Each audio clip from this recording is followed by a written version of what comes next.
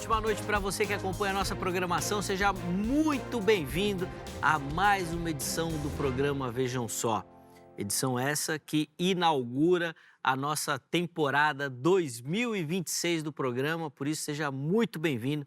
Estamos iniciando mais um ano super animados, com muitas ideias, querendo levar até você aquele Vejam Só que você já conhece, aquele tradicional debate teológico, mas obviamente oferecendo muitas novidades aí e formas e maneiras de você que curte poder ficar mais próximo do programa, poder curtir ainda mais o Vejam Só. Tá bom? Por isso fica ligadinho aí que durante esse ano nós vamos soltando aí aqueles planos, projetos e novidades que nós temos aqui para o programa, sem perder de vista o nosso tradicional crescimento e desenvolvimento teológico, tá certo? Antes de apresentar aqui os nossos convidados e o tema, né, que inaugura essa temporada, já vou deixar aqui para você meu perfil lá no Instagram, @zeca_pereira. Vai ser um privilégio poder te receber por lá também, para a gente poder repercutir tudo aquilo que acontece aqui no Vejam Só, na verdade, estender um pouquinho do debate para lá também. Eu estou esperando a sua mensagem, tá bom? Deixa eu apresentar aqui os convidados que vão me ajudar aqui na edição de hoje, né, nessa edição inaugural da nossa temporada 2026. É com muita alegria que nós recebemos aqui nos nossos estúdios o apóstolo Heleno Bezerra, ele que é ministro da Igreja Assembleia de Deus, Ministério Apostólico da Restauração. Graça e paz, meu irmão, uma ótima noite. Seja muito bem-vindo, uma alegria recebê-lo novamente, apóstolo. Shalom, Zeca. Shalom, meu querido amigo, reverendo Israel. É muito bom estar aqui com vocês mais uma vez, Zeca. Com você, querido telespectador, que Deus abençoe. E espero que a gente possa elucidar esse tema nessa noite e abençoar a sua vida em nome de Jesus. Amém, certeza que vai ser bem. Esses dois que antes do debate já fizeram uns 4 debates, eu tive que segurar os dois para a gente poder começar o debate mesmo que eles foram convidados, porque hoje eles estão, ó, impossível. Então você se prepara aí que a edição de hoje promete. Mas bom, antes da gente entrar no debate, informações da igreja. A nossa igreja é a Assembleia de Deus Ministério Apostólico da Restauração. Nós estamos aqui em São Paulo, na Alameda Rainha Santa, número 345, Vila Carrão, ou também Vila Isabel, aqui na Zona Leste. Nossos trabalhos, nossos cultos são as terças, ensino. As quintas, nós temos um culto voltado à vida da pessoa, trabalhar a vida. Nós chamamos de culto da vitória. E o domingo, o culto com a família, às 18h30. Durante a semana, às 20 horas. E aos domingos, às 18h30, você é nosso convidado e será muito bem-vindo em nome do Senhor Jesus. Bom, inclusive, enquanto o apóstolo Heleno falava, nós já deixamos aí as redes sociais também, tá bom? Para você que tiver interesse, quiser conhecer um pouquinho melhor, não só o ministério do nosso irmão, mas da igreja também. Só chegar por lá, aliás, na rede social do apóstolo Heleno, tem muito material. Vale a pena o pessoal chegar lá, que tem muita reflexão teológica lá. O homem é provocativo. Vai lá para você ver. E nós temos também o privilégio de receber nessa noite o pastor Israel Júnior, ele que é ministro da Igreja Presbiteriana do Brasil. Graça e paz, meu irmão, uma ótima noite. Seja muito bem-vindo, pastor. Graça e paz, Zeca, apóstolo Heleno, sempre bom revê-los. E sempre eu gosto de falar que o Vejam Só é o programa que me provocou a começar a estudar teologia, né? Meu pai é adventista, eu assistia aos debates com o meu pai, e aí sempre que tinha um presbiteriano contra o adventista, eu pensava comigo, não vai dar para ser adventista, não. E esse programa aqui é uma bênção, é um programa que tem abençoado aí por anos o Brasil com boa teologia, com bons debates. É um prazer estar aqui, Zeca. A alegria é nossa, meu irmão, e o programa só é bom por conta dos convidados. E eles que fazem realmente esse programa, e vocês fazem parte disso, que fazem esse programa crescer e alcançar e realmente edificar e abençoar vidas. Informações da igreja, rapidinho, pastor. Vamos lá. A nossa igreja, a Igreja Presbiteriana do Sul, se encontra em Campinas. Estamos na congregação Esperança. O endereço é Avenida Homero Vasconcelos, de Souza Camargo. O número é 672, Avenida Homero Vasconcelos, de Souza Camargo, 672, Campinas. Lá nós temos os cultos nos lares nós temos a escola dominical, nós temos o culto, né? O culto público, o culto a Deus, e você está convidado no Instagram, Igreja Presbiteriana Congregação Esperança, lá está toda a nossa programação. Boa, e se também tiver dúvidas, nós deixamos as redes sociais do pastor Israel aí disponíveis para você poder entrar em contato. Aliás, é outro que nas redes sociais é muito ativo, então vale muito a pena chegar por lá. Tem muito material produzido por ele, inclusive é o caminho também, se você quiser informações sobre o livro aqui, por favor, pastor, o que o nosso telespectador vai encontrar? Isso, essa é a minha primeira obra, Quem é o Gigante da História? Eu trabalho 1 Samuel 15:16. Nós crescemos aprendendo que Davi derrubou o gigante, que Golias era gigante. Mas um fato interessante é que Davi nunca olhou ou chamou Golias de gigante. Então, quem é o verdadeiro gigante da história? É sobre isso que eu falo nesse livro. Na minha descrição no meu Instagram vai ter o link lá. Ele foi lançado pela Código 27 e está à venda pela Plenitude Distribuidora. É só você clicar no link lá. Boa. E você vai ter acesso. Fica aí também então a indicação, chega por lá para você ter outras informações sobre o livro. De novo, obrigado, meu irmão, pelo carinho. Zé, que eu agradeço. Aprender um pouquinho contigo também. Vamos para o tema, então? Já vou pedir para a produção colocar aí na tela a nossa pergunta. E eu vou iniciar lendo, então, o versículo que dá base para a nossa discussão de hoje.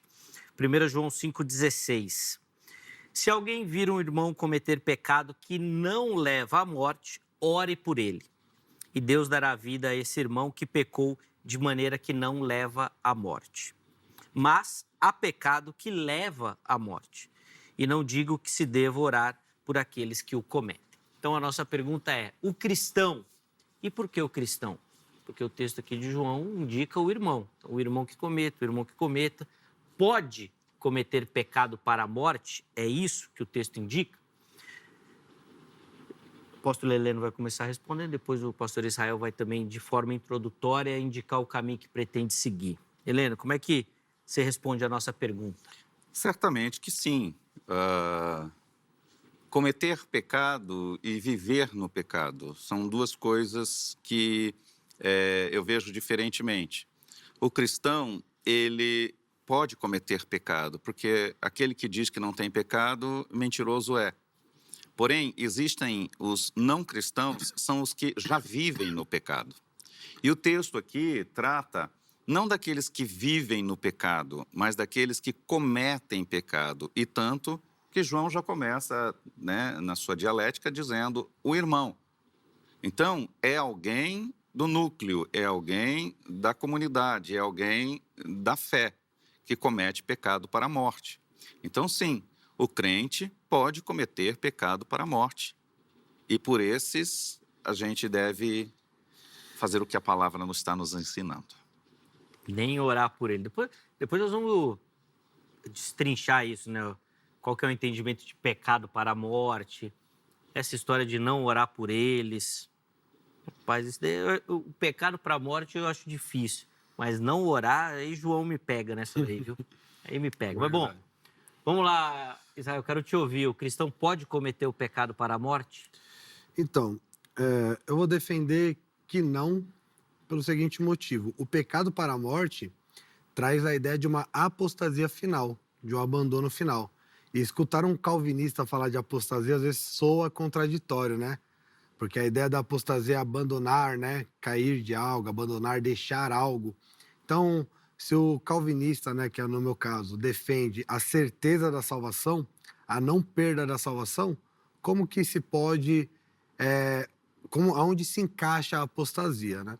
Nós vamos trabalhar isso mais à frente do debate, mas a questão é, Zeca, e quem nos assiste, que o cristão, ele não pode cometer esse pecado para a morte, porque esse pecado para a morte leva, né, traz a ideia da apostasia final, e nós cremos na certeza da salvação. Então, o cristão, ele comete pecados, como o apóstolo bem disse, né, ser santo, a igreja ser santa não é ser isenta de erros, né, não é ser isenta de pecar. Nós pecamos, para isso nós temos Cristo que, através do seu Santo Espírito, promove o arrependimento, promove, né, em comunhão com Cristo, se arrepender e abandonar o pecado, não viver uma vida de pecado, mas o cristão ele peca, mas não para a morte, no sentido de abandonar a fé, no sentido de abandonar a Cristo, porque afinal de contas, uma vez que você bebe da água a qual Cristo oferece, toda sede é saciada e você nunca mais terá sede, assim como ele falou para a mulher samaritana. Boa. Bom, você viu aí que tem bastante coisa para a gente conversar. Começando o programa, já vou avisar, não vai dar tempo de falar tudo, porque tem muita coisa, é um texto difícil. Mas, antes de eu devolver a palavra aos convidados, rapidinho, deixa eu colocar aqui enquete para você que nos assiste. Vai lá no nosso perfil do Instagram, @programa Vejam Só. Se você não segue o nosso perfil, siga, tá bom? Dá essa moral lá pro programa e lá você vai encontrar toda a comunicação com o Vejam Só, inclusive as nossas enquetes. Põe na tela aí a enquete que nós preparamos lá para você. A pergunta é a seguinte, o pecado para a morte pode fazer um cristão perder a salvação? Vamos lá as opções. Sim, se houver rejeição consciente da fé. Segunda opção, não. A salvação verdadeira não se perde. Terceira opção, existem interpretações diferentes do assunto. Então vai lá, aquela que se encaixa melhor na sua opção, você vota. Na postagem seguinte você consegue justificar a sua escolha e nós vamos tentar aqui durante o programa, além de trazer o resultado final, dar voz também à sua opinião, tá certo? Apóstolo Heleno, eu quero iniciar perguntando se o texto aqui de 1 João tem alguma referência com o pecado que não tem perdão, que Jesus indica lá nos evangelhos, lá em Mateus, se eu não estou enganado, né? João e Jesus falam da mesma coisa? Acredito que sim, tranquilamente. Não creio que se trate somente disso, da fala de Jesus, que é no tocante à blasfêmia contra o Espírito Santo. E a gente sabe que blasfemar é levantar palavras de ofensa, certo? E manifestar como se fosse uma comparação entre o Espírito Santo e o espírito do anticristo ou do maligno. Ofender ao Espírito Santo de maneira a descaracterizá-lo. Então, isso seria uma blasfêmia que Jesus traz ali. Acredito piamente, faço essa coligação entre a fala de Jesus e a de João, porém, eu não me sinto à vontade de afirmar que no texto aqui de João tratar-se-ia só disso, né? Porque ali diz que todo pecado há perdão, exceto o blasfêmia. E se eu me basear somente nesse versículo, eu vou dizer que sim, somente a blasfêmia com o Espírito Santo. Mas mais do que isso, é dizer aqui, a sua enquete, Zeca, faz ali sobre consciência, né? Sobre aquele que conscientemente peca. E existe uma questão cuja a consciência já foi corrompida. Quando essa consciência, quando a glândula pineal, de onde vem a expressão pineal, ela já entra numa cauterização, é a perda dessa capacidade de análise, é a perda da capacidade de discernir, é a perda da capacidade de diferenciar o sagrado e o profano. Então, aí já vem numa sequência de eventos, de pecados, de contaminações, em que esse já perdeu todo o direito. Já perdeu direito, não, já perdeu toda a essência. E ele vai cometer pecados que podem chegar, corrijo, até a chamada blasfêmia contra o Espírito Santo, que é ele que provou o dom de Deus, a graça, ele decaiu por quê? Porque ele foi sendo seduzido e contaminado ao ponto de chegar a se tornar agora aquele que antes cria, se tornou um descrente. E aí, Israel, você acha que João está falando aqui, fazendo alusão? Eu fiquei na dúvida agora, depois vocês me ajudam, mas acho que é Mateus 12, né? Que tem também essa referência do pecado. Depois eu pesquiso aqui e falo. do pecado que não tem perdão. Aí, literalmente, Jesus fala isso, né? João está falando da mesma coisa? Então, eu acredito que nesse ponto eu vou concordar com o apóstolo e até mesmo na ideia que ele traz da blasfêmia. Realmente, o texto me parece muito claro lá que é você atribuir a Deus aquilo que Atribuir ao diabo as obras de e Deus, as né? obras Ou de Deus ao vice-versa. contrário, né? A questão aqui é que o texto é interessante que ele inicia falando do pecado que não é para a morte, usando a terminologia irmão. Então, aqui, ó. Se alguém vir pecar, se o seu irmão, porventura, vir pecar, pecado que não é para a morte, então aqui ele fala de irmão. Depois ele continua: orará a Deus e lhe dará a vida àqueles que não pecaram para a morte. Aí ele diz: há pecado para a morte. Ele faz uma afirmação.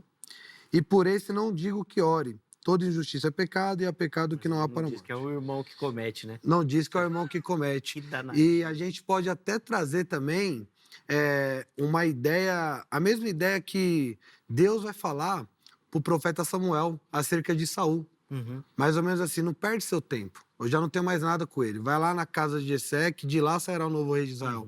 Mesma coisa que Deus fala para Jeremias, por exemplo, acerca: não ore mais por esse povo, né? Então, a ideia que eu vejo aqui de não orar, e aí eu quero até entender como o apóstolo Heleno pensa, é a ideia de que a oração não vai mudar o que já está decretado. É uma ideia assim, ó. Ele abandonou a fé conscientemente. O texto de Hebreus 6, que é inclusive muito usado contra os calvinistas, né? Sim. Experimentou, provou, né, do dom. E agora ele abandonou. Então, a oração não vai mudar o que já está decretado. É mais ou menos a ideia também de Faraó, o coração endurecido.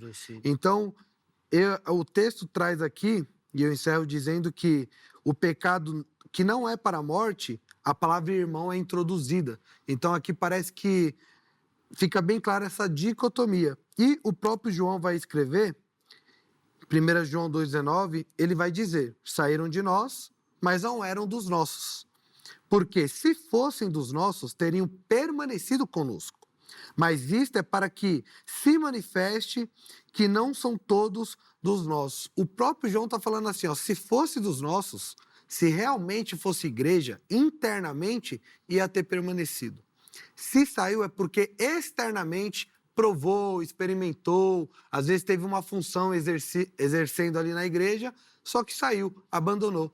É uma prova cabal que, na verdade, eles nunca foram dos nossos. Então, por isso que eu defendo que o pecado para a morte, que já linka com a apostasia, é impossível para o crente, porque eu defendo a perda da salvação. Não.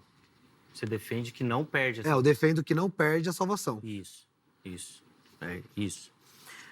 Gente, pelo jeito eu fiquei sozinho. É só eu que acho que esse texto de 1 João aqui não fala do pecado imperdoável.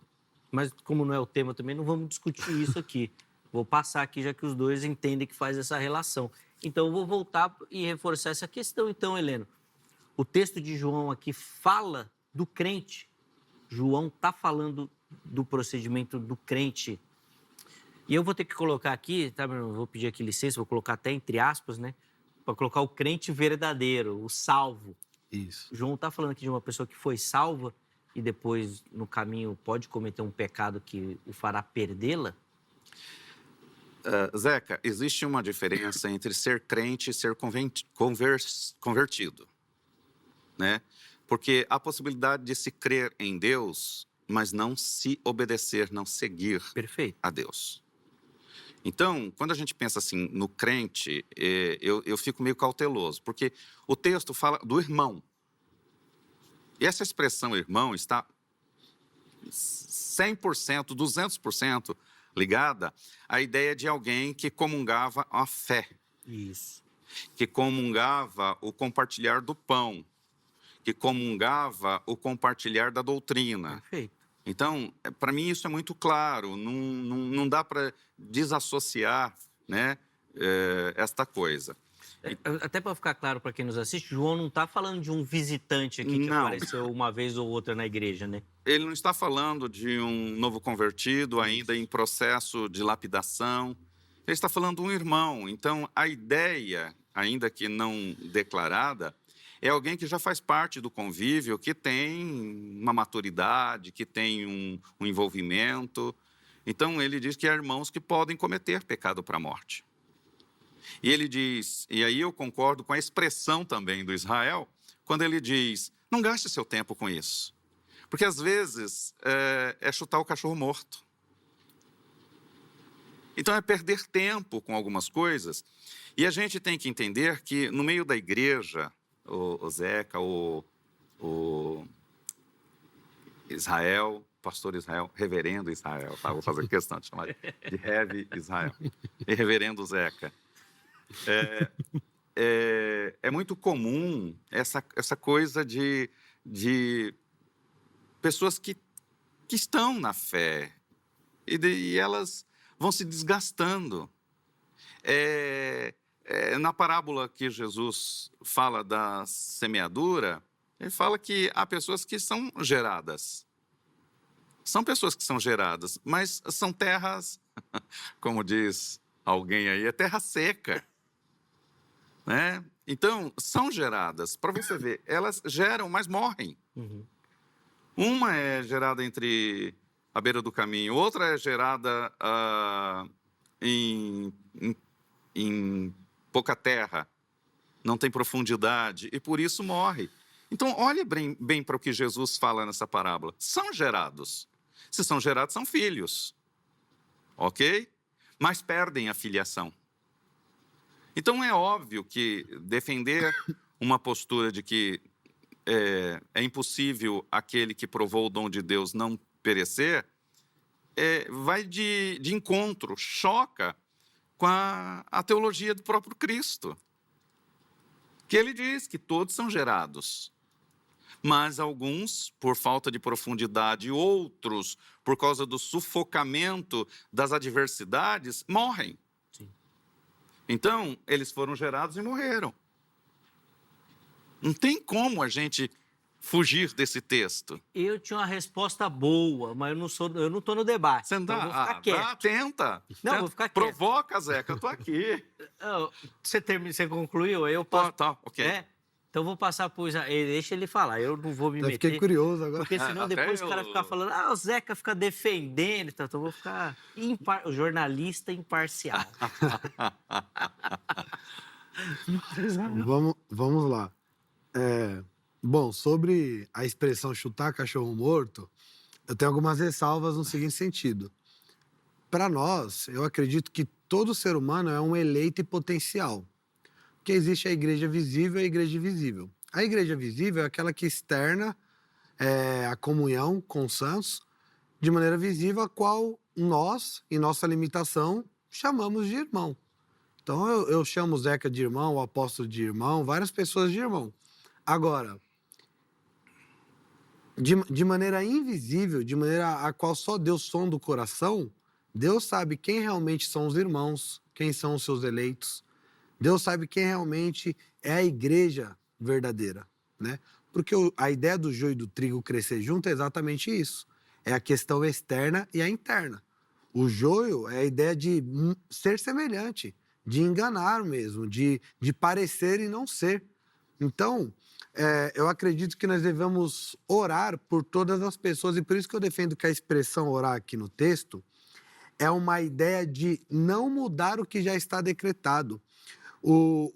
Quando João ele deixa claro, o próprio João, dizendo assim, se saíram é porque não era dos nossos, ele já está dando uma ideia muito firme e muito bem esclarecida de que aqueles que saem de maneira deliberada não fazem parte do corpo de Cristo. Mas eu pergunto para ti, querido Israel, esse texto está falando de um grupo ali, ou, na sua interpretação, aquilo ali seria um grupo representativo de toda e qualquer pessoa na história, por exemplo. Quando ele fala saíram dos nossos, os nossos ali ele se refere à igreja. O grupo ali tem uma discussão de quem era realmente, se eram os docetistas, se era o próprio gnosticismo, que tem muita semelhança, né?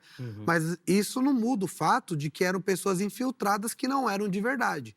Então, se a pessoa ela é gnóstica, se a pessoa ela é espírita, se a pessoa professa uma fé herética, não ortodoxa, independente de qual seja, a ideia é eles estão infiltrados.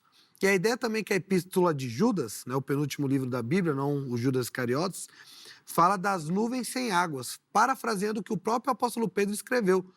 Aquela ideia, né? A nuvem está cheia, parece que vai vir chuva, só que não chove, daqui a pouco vem o sol. Então, é a ideia de pessoas que aparentam estar cheias, aparentam fazer parte do corpo, mas não fazem. E João, ele está sendo enfático aqui. Se saíram do nosso meio, é porque, na verdade, não eram dos nossos, e é necessário isso para que os verdadeiros se manifestem. A expressão aqui que você usa sobre as nuvens cheias d'água, eu não vejo, reverendo Israel, a questão de ser falsa, mas apesar de ser uma nuvem conter água, ela não gera. Então, é uma esterilidade, chama-se esterilidade espiritual.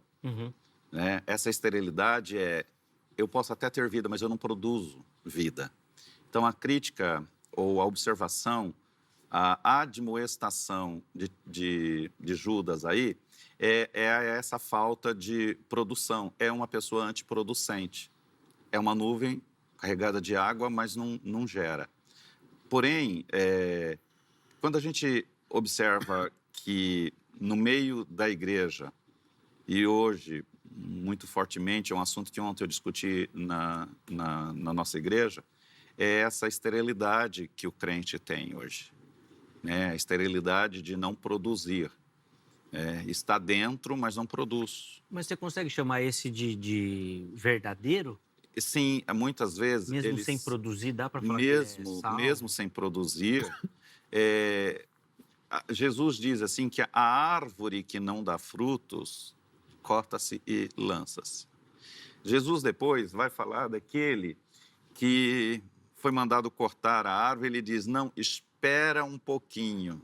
Vou adubar e tal. Então, olha aí, ele orou por aquele, porque ele ainda acredita que aquele possa gerar frutos. Então, ele diz, espera que eu vou adubar, vou regar, vou tratar. Então, essa intercessão, ela é lícita, ela é louvável. E Deus, acredito que Deus se agrada quando eu manifesto esse amor e dizer, não, eu ainda acredito no Zeca, eu ainda vou investir no Zeca. Mas aí o senhor se torna contraditório agora. Não contraditório, porque o senhor acabou de falar sobre a expressão chutar... Cachorro morto. Cachorro morto. Cachorro morto. E aí a ideia aqui que eu trouxe da oração, só para o senhor entender o que eu expressei, é que a oração aqui, a ideia é, nenhuma oração vai mudar o que já está decretado. Porque Sim. a Bíblia incentiva a orar até pelos piores homens. Mas quando se trata de um decreto, o que eu não estou sendo incoerente é dizendo que essa questão de eu ainda acreditar que é possível. Mas existem situações em que a gente já regou, a gente já adubou, e essa coisa é árvore seca. Só cabe a Deus. Não é uma árvore que eu vou tratar porque não está dando fruto. Já se tornou uma árvore seca. Mas, apóstolo, é aí que eu quis chegar. É o que eu falei, que a igreja é visível e invisível, e aí o externo e o interno. O interno só cabe a Deus. Eu não consigo falar quem foi cortado ou não. Eu não tenho esse poder. A ideia da parábola da semente é interessante, isso daqui eu estava até anotado aqui, porque a parábola, na verdade, ela não trata de diferentes níveis de salvação como alguns pensam. O que ela tá tratando é diferente resposta à mesma palavra, Perfeito, ao mesmo chamado. Perfeito. Então, os eleitos, eles vão responder de maneira positiva e a terra vai ser fértil e vai produzir, e vai gerar uma árvore que dá fruto, porque é um eleito. A ideia é, eu não consigo dizer quem é o eleito e não é. Por isso que todo ser humano é um eleito e potencial. Eu não tenho capacidade, eu não sou onisciente para falar, o Zeca, ele não é um eleito. Até mesmo por qualquer pecado que ele venha cometer, porque eu não sei do futuro. Eu não sei se ele vai se arrepender de maneira genuína ou não, porque isso é obra do Espírito Santo. Quando o apóstolo Paulo ele atesta em Filipenses que aquele que começou a boa obra, ele é fiel para terminar, eu acredito exatamente nisso. É por isso que a ideia do sinergismo não entra na minha mente. 99% é Deus, mas tem a minha participação. E aí é onde entra a linguagem acomodativa, onde nós temos que prestar atenção, porque a Bíblia fala, esforça-te que eu te ajudarei. Mas o esforça-te que eu ajudarei não está enaltecendo o homem e dando a ideia que a salvação é pela obra do próprio homem. Israel, Então, Posso pedir para segurar esse comentário? Só para a gente ir para o intervalo. pode, mas eu não vou... Pode. É? Pode. Rapidinho. Você que está ligado, fica aí que o Heleno preparou aqui, ó, a armadilha. Eu já vou perder com esse intervalo. Não, vai nada, Heleno. Cabeça boa. Mas rapidinho, só para a gente tomar uma água e voltar. Eu só queria, antes de encerrar, fazer uma observação aqui, que apesar de indicar, o texto não proíbe orar. Exatamente. É só um conselho do apóstolo. Exatamente. Era uma das observações. Eu diria que seria até uma hipérbole ali no sentido... Isso, porque já está endurecido. Não precisa, vai ficar gastando tempo. Ora por outras coisas, mas não é proibido. Isso. Porque senão alguém nos assiste e fala assim, meu filho está perdido nas vou drogas, orar não vou mais orar por ele, porque ele abandonou. Não, Sim. você pode orar. Continue firme. Não só pode, como deve, né? Não é o texto... Nisso estamos todos em concordância. Ok. Que bênção, hein? Final... Bom, nós estamos juntos, já tem umas Zeca, você é um bom mediador. Já tem umas 2 horas que nós estamos juntos, é a primeira coisa que a gente concorda.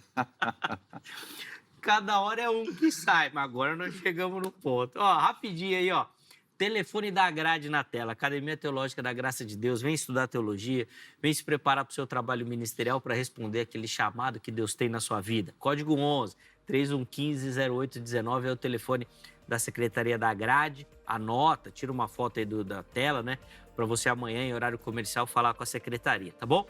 Além disso, vou deixar aqui as redes sociais da HIT. Vem estudar não, né? Vem acompanhar a nossa programação. Tem muita coisa preparada para edificar, para abençoar a sua vida e de toda a sua família, tá bom? Então, se você não conhece, vem conhecer a nossa programação, que eu tenho certeza que será bênção. Intervalo rápido, vejam só, vai. Na sequência, nós já estaremos de volta.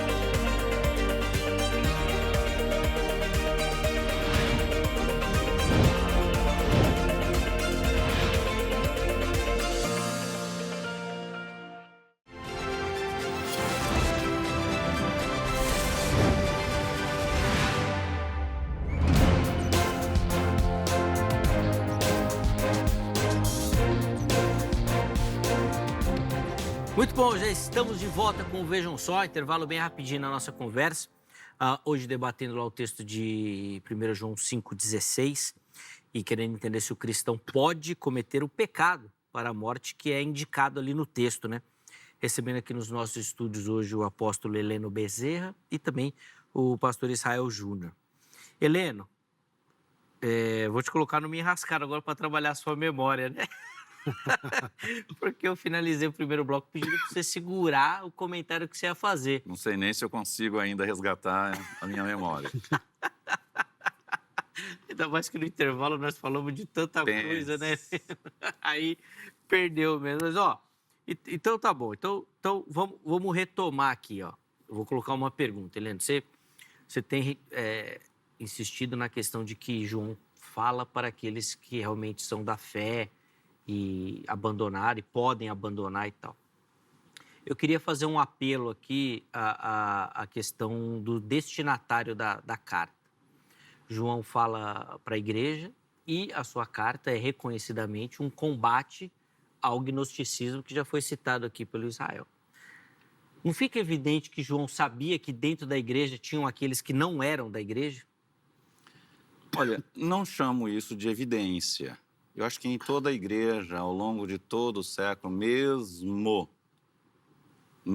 eu vou usar agora uma expressão, mesmo na igreja celestial, aquela que vivia os anjos de Deus, a terça parte se corrompeu por causa do discurso de um.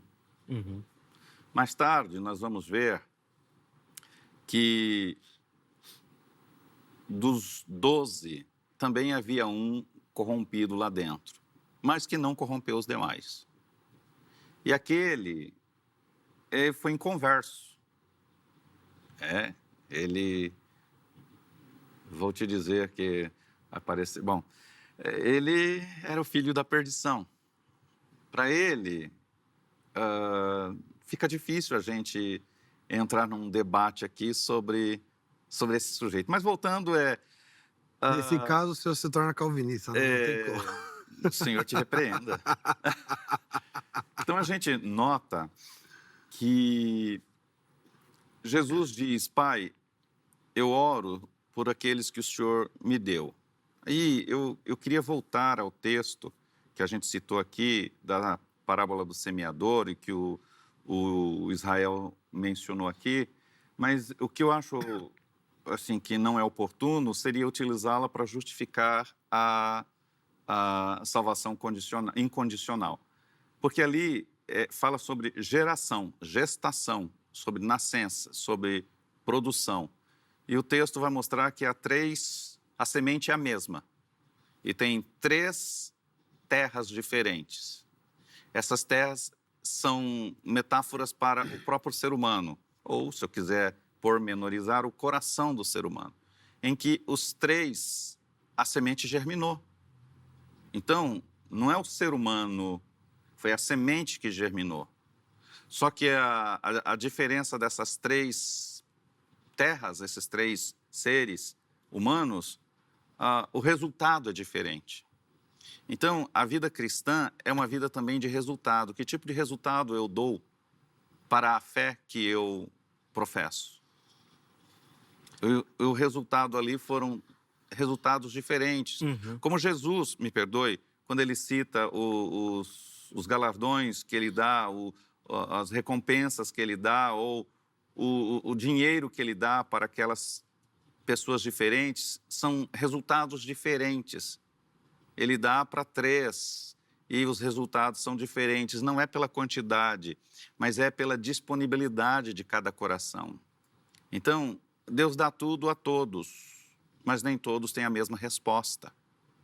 Então, neste meio, há pessoas que não vão produzir, porque tem um que ele vai pegar aquele dar para quem tinha mais, e o outro é lançado fora. Mas veja, ele estava dentro. Aí dizer que ele não era dos pertencentes, não.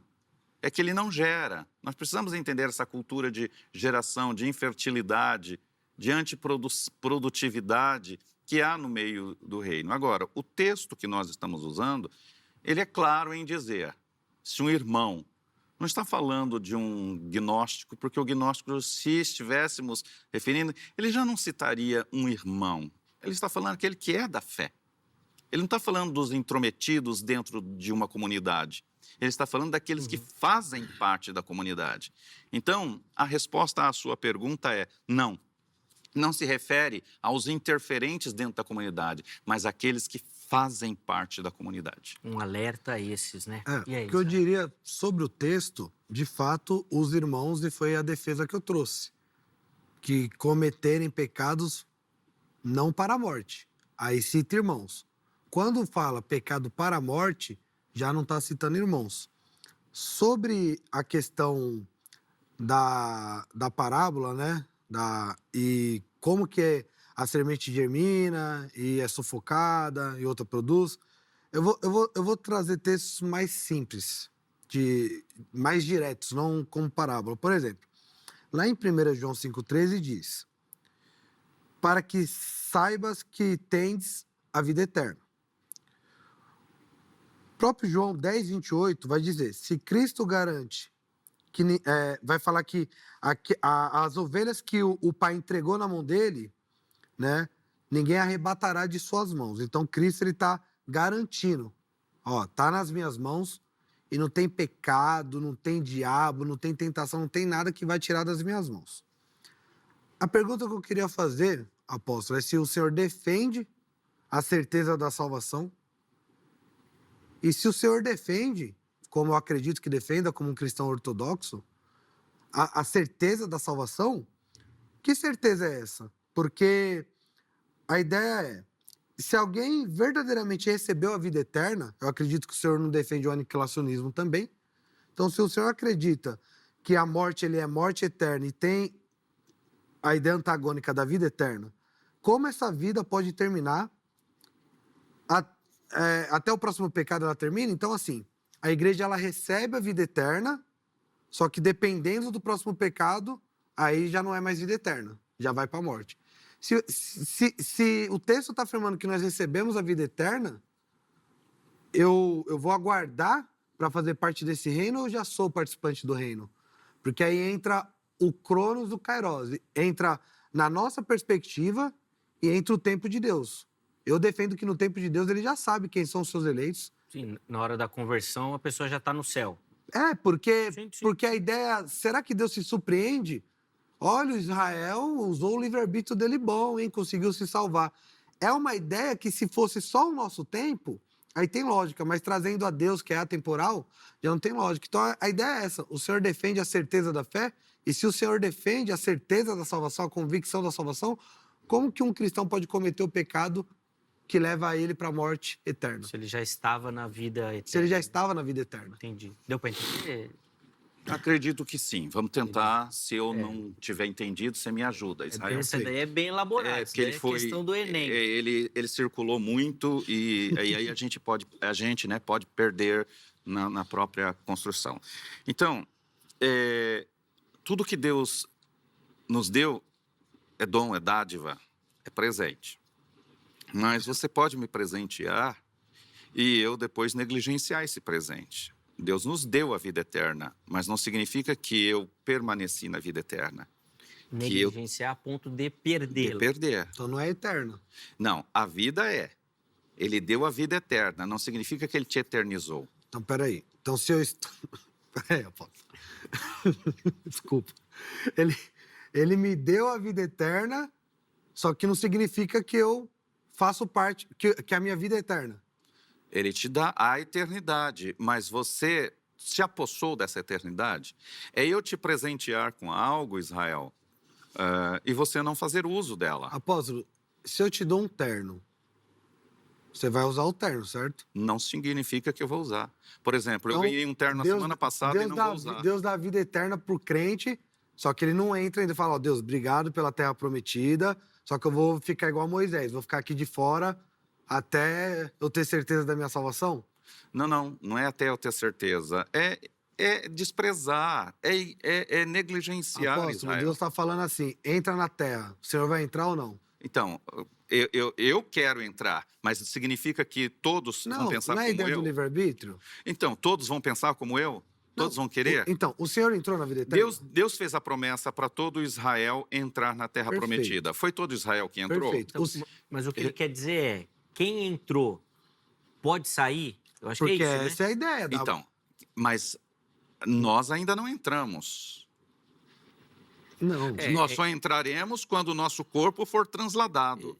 Nós temos a promessa de, não a entrada em. Cuidado com isso, é muito relativismo isso. Nós temos a promessa da vida eterna, mas nós não entramos ainda na vida eterna, porque você habita ainda no corpo corruptível. Então. Não foi dado, mas não foi apossado. Olha o que o texto Quando diz. Deus faz a promessa para Israel, que todos entrariam na terra prometida, somente Josué, Calebe, e eu acrescento os levitas, porque não eram contados, não pode entrar nesse escopo, Josué, Calebe e os levitas. Nem o próprio Moisés entrou. No entanto, nós precisamos entender que a promessa foi feita a todos. A dádiva foi dada a todos, mas nem todos conseguiram chegar lá. O texto diz assim, apóstolo. 1 João 5,13. Para que saibas que tendes. Que tendes. Não que é te uma foi dado. possibilidade. Não, certeza. Vocês têm a vida eterna. Isso. Não lhe foi dado a vida eterna. Você tem. Você tem a vida eterna. Tem. Eu te dei um terno. Ele é teu, então você É tem mais ou o menos terno. a ideia que o Jack Carson trabalha na teologia sistemática dele. É o já e o ainda não. Por isso que eu trabalho sempre dando ênfase nisso. No nosso olhar, ainda é um futuro, é algo que vai vir. Mas para Deus, nós já estamos, nós já somos o povo dele, nós já somos o corpo dele. Então, esse saber, esse conhecer, pertence à mente de Deus, só. Porque aí nós chamamos Perfeito. de onipresença, onipotência perfeito. e onisciência. Aqueles que Agora- Deus na sua mente já está vendo. Mas a palavra Já não está sabe. dando essa garantia de que, porque ele falou que você tem, você já está lá, É que na muitos mente de textos, Deus. por exemplo, eu citei o texto também, o próprio o Evangelho de João, falando que se está nas mãos, ninguém pode tirar das mãos. Ninguém pode tirar aquilo que Inclusive, está a nas mãos pessoa de mesma Deus. não pode sair, porque está Ninguém nas pode mãos tirar dele. aquilo que foi para as mãos de Deus. Mas hoje, o fato de você estar aqui não significa que você está nessa mão que você faz referência, Israel.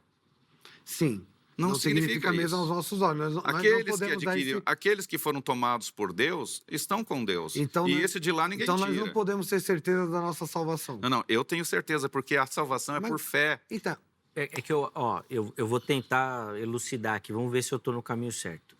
Israel e Heleno. Eu estou entendendo que o Heleno ele está fazendo um paradoxo antes.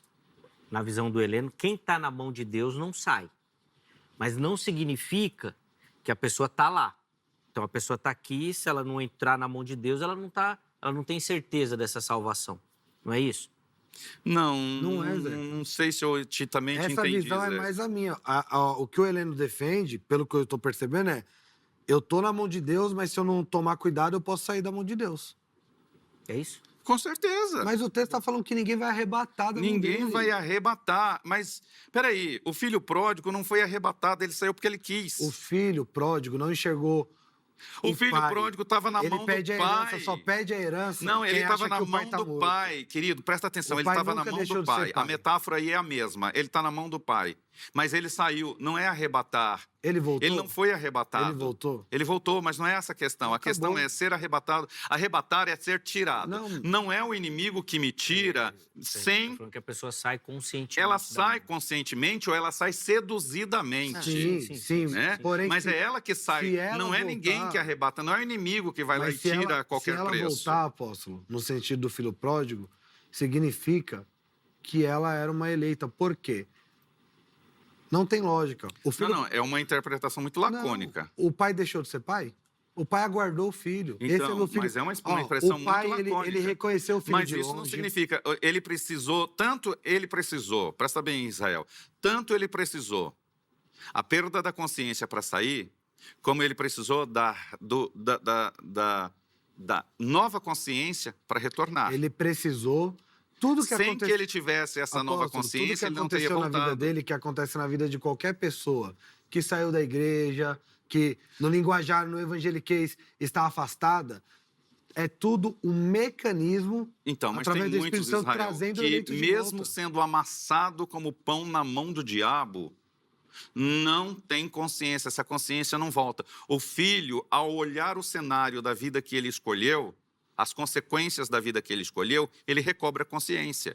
Nem todos têm o mesmo privilégio. O Israel vai defender que esses que não voltam à consciência, eles nunca tiveram Então, consciência. não é que nunca É tiveram. porque assim, ó, se, Não, isso é o que ele vai E defender. sim, é o que eu, mas eu já eu refuto. acredito que o senhor defende que o Espírito Santo que convence o homem do pecado ao justiça e juízo. Exato. Nesse caso, o senhor defende que o filho pródigo, a ideia ali é que ele se convenceu por ele mesmo, não precisou da intervenção divina? Não. Então pronto, não tá foi tudo isso. certo. Não tá tudo É isso certo. que o calvinismo defende. Não tá tudo certo. Tá tudo certo na cabecinha enquadrada dentro do Não, calvinismo. Lógico que não. É que, na verdade, o termo calvinista é um termo que me incomoda tanto, porque... eu Não, acho mas que deixa pra lá o o calvinismo. termo deveria ser biblista. Então, O termo, não, porque é a Bíblia, é o que a Bíblia bonito ensina. isso, Israel. Nossa, é uma Bíblia defesa, ensina assim estratosférica Apóstolo, para você dizer eu vou- que você é eu vou tão fazer uma biblista. pergunta e o Mas senhor não me é tão responde. Só uma biblista, pergunta. por quê? Porque a ótica, a lupa com a qual o calvinismo, o seu calvinismo em especial, lê a Bíblia, é a lupa de Calvino, não é a lupa do Espírito Quem Santo. cometeu o pecado- Então, quem você cometeu não o pode pecado pra dizer morte? que calvinismo é biblismo. Vamos lá.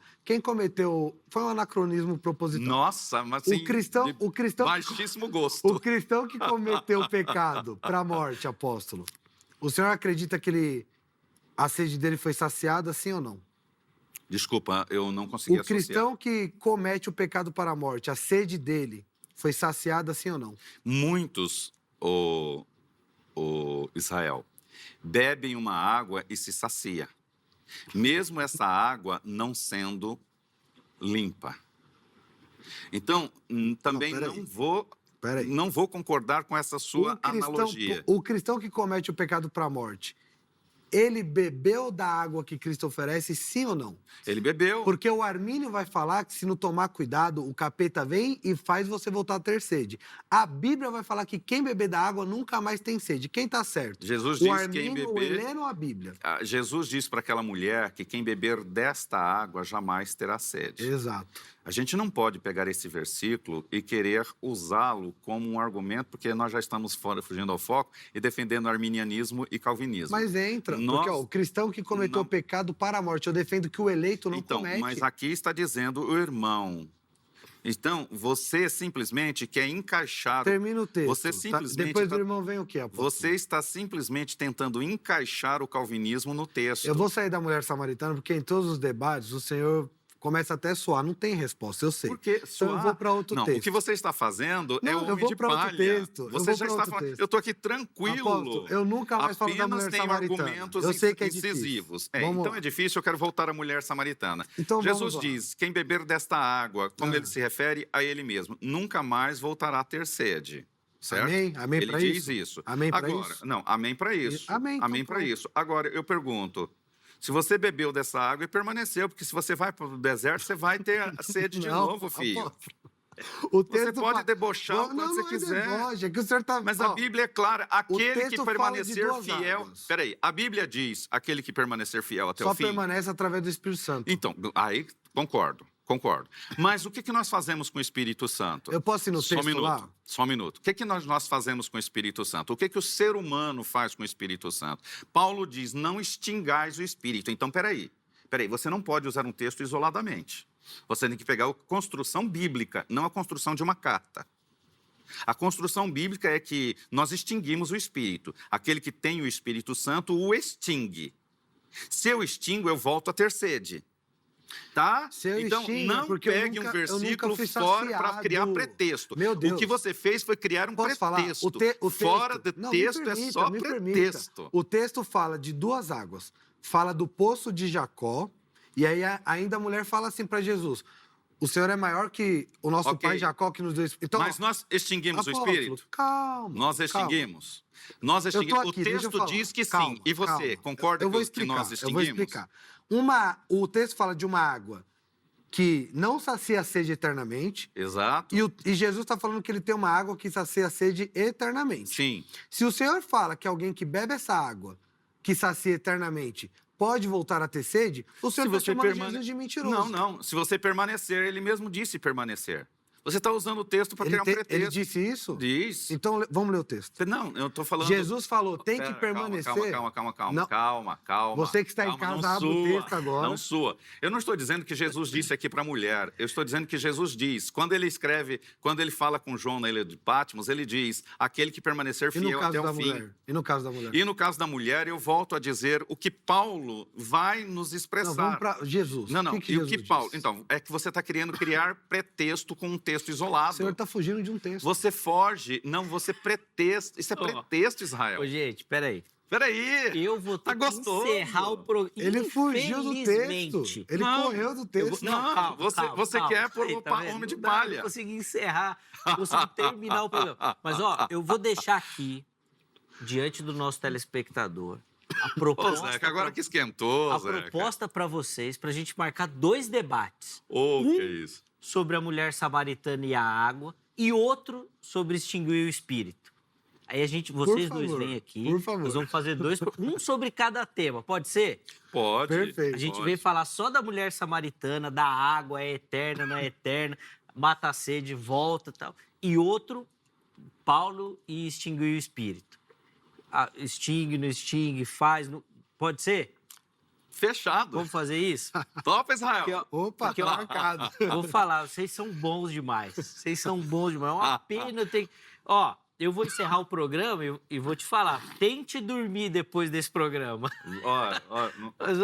O sono vai vir 2 horas da manhã hoje, gente. Porque, a coisa foi boa. Meus irmãos, obrigado. Helena, obrigado pelo carinho. Deus continue te abençoando. Eu quem agradeço, Zeca. Rapaz, você sabe a admiração que eu tenho por você. Eu agradeço e sabe o respeito que eu tenho e querido. admiração por você. Aonde você chega, ninguém fica igual. Não tem como. Aqui você está me bênção, irmão. insuflando Obrigado, de vaidades, Obrigado hein? pela atenção e carinho com a gente. Israel, obrigado, meu Tamo irmão, junto, também. Zeca. Obrigado. Sempre uma alegria aprender contigo. Tamo junto. E, cara, a gente pode não concordar, Helena, mas ele domina a arte do debate. Israel é muito bom, gosto muito Ele é desse bom. menino. Ele é bom naquilo que ele acredita. Infelizmente, Mas não dá pra dizer que aquilo que ele acredita é bom. Né? Tava diferente, tava estranho ele elogiando. Eu falei, vai vir uma. você sabe que eu gosto de você, Israel. Muito bom, Helena muito é um bom. amigo que Deus me deu. E rapidinho, Zeca, muita gente me perguntou na primeira vez que a gente debateu. Nossa, e como foi nos bastidores? Vocês brigaram? A gente ficou o dia todo dando risada, almoçamos juntos. Foi muito Almoçamos, quase jantamos juntos. Quase naquele dia. jantamos. Umas 5, 6 horas juntos. Não é bênção, gente. A discordância é técnica, teológica e eu acho que o que nos aproxima é maior do que aquilo que nos separa. Perfeito. Obrigado, meus irmãos, pelo carinho. O contato dos nossos convidados lá no perfil oficial do Instagram do Vejam Só. Mesmo lugar onde você encontra as nossas enquetes. Enquete essa que nós vamos colocar o resultado para você agora para encerrar o programa, tá bom? Nós perguntamos lá, o pecado para a morte pode fazer um cristão perder a salvação? 60% dos nossos internautas escolheram a opção sim. É possível que esse pecado leve a perder a salvação. 30% disseram que não, a salvação verdadeira não se perde. E, consequentemente, 10% dos nossos internautas escolheram aquela opção do não sei, né? Dizendo que existem aí interpretações diferentes sobre o tema, tá bom? Muito obrigado a todo mundo que votou, que participou, obrigado pelo carinho. Eu vou citar aqui, nominalmente, o Jonas, o Edilson, a Camila e o Gilmar, que foram alguns dos nossos internautas que foram lá, votaram e participaram. Obrigado a todo mundo pelo carinho. Nós vamos encerrar a edição de hoje. Amanhã, se Deus permitir, nós estamos de volta com mais um Vejam Só. E esse daqui foi só o primeiro debate de uma temporada inteira que eu tenho certeza que vai ser bênção. E a nossa oração é que o programa edifique e fortaleça a sua vida. Um grande abraço e até a próxima!